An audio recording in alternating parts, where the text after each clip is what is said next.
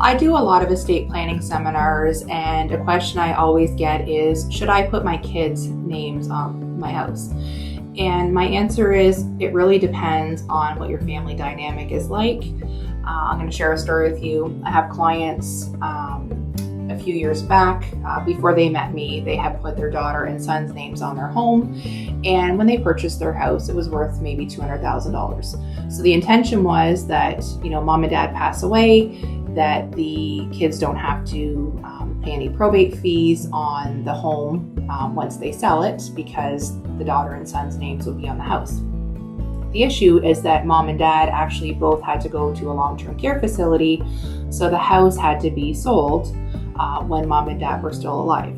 So the issue there is that mom and dad bought the house for $200,000. The house was sold for $600,000. So there was a $400,000 capital gain on the house. Now, mom and dad, that's their principal residence. There's no tax implication. But mom owns 25%, dad owns 25%, daughter owns 25%, son owns 25%. So that $100,000 gain each, right? Daughter and son will each have a $100,000 capital gain that they have to include on their tax return.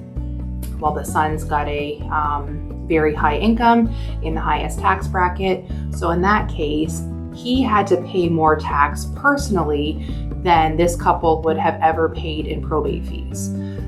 The other thing to caution people on is if that son, say, were to end up in a situation where he were to get divorced, then technically his ex-wife would be entitled to receive basically an eighth of the house, right? A half of his quarter of the house.